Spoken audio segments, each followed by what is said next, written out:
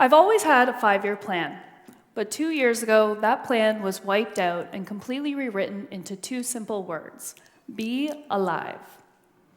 Now, a couple months ago, I had the opportunity to go learn how to surf in California, and I met some awesome new friends, and we all had one thing in common. We were all ridiculously good-looking. Also, cancer.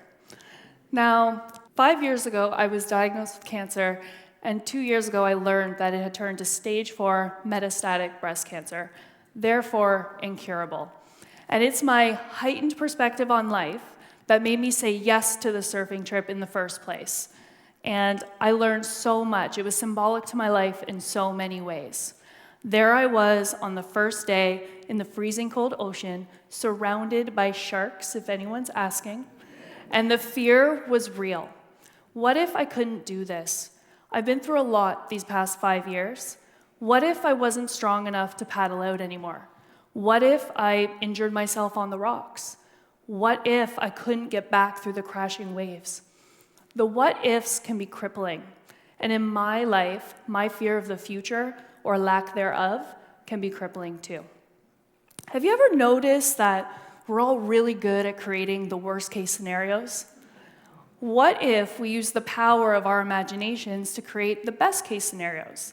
And then, let's take that one step further and be brave enough to believe it to be true. A little while ago, I was joking around at home with my son, and he thought it was going to be so hilarious that he would be taller than me one day. Immediately, the intrusive thought, I'll never know what it's like to hug my son when he's taller than me. Now, it's taken me some time, but I have learned that the key to staying positive is to challenge those types of thoughts and beliefs and do the mental work. For me personally, consistent meditation has been a game changer. Do I know for sure that I won't be able to do that in the future? No, I don't.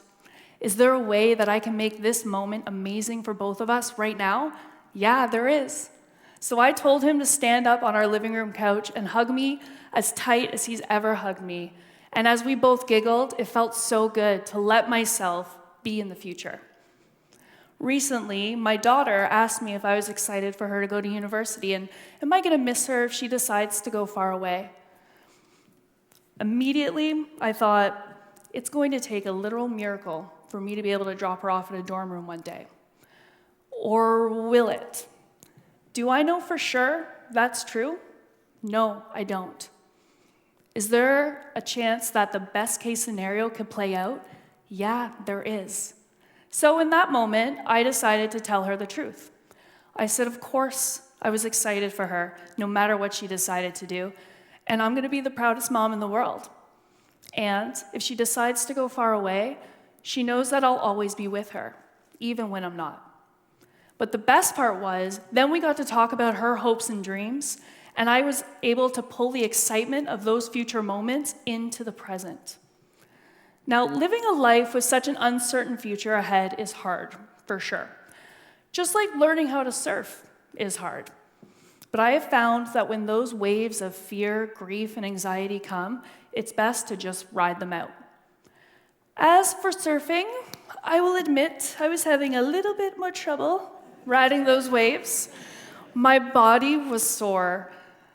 I was disappointed that I wasn't trying harder and doing better, and I really missed home.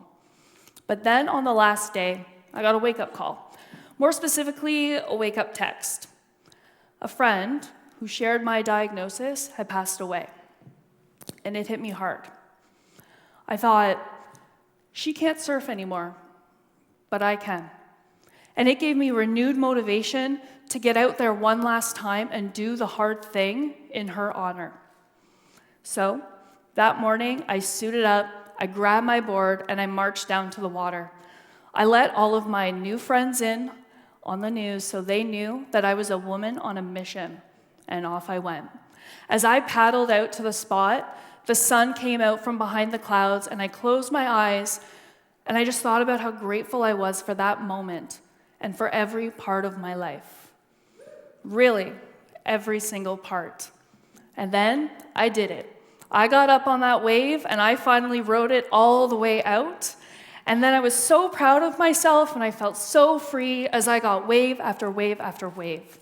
So now, I'm not like a regular mom, I'm a cool mom. So I've revamped that 5-year plan to be a lot more than just 2 words because there's so much more to life than just surviving. And I'll be riding those waves as they come literally and figuratively because the hard work may be here to stay, but my determination to live a glorious life is even stronger. Thank you. Thank you, thank you, thank you. Thank you, thank you. Thank you, thank you.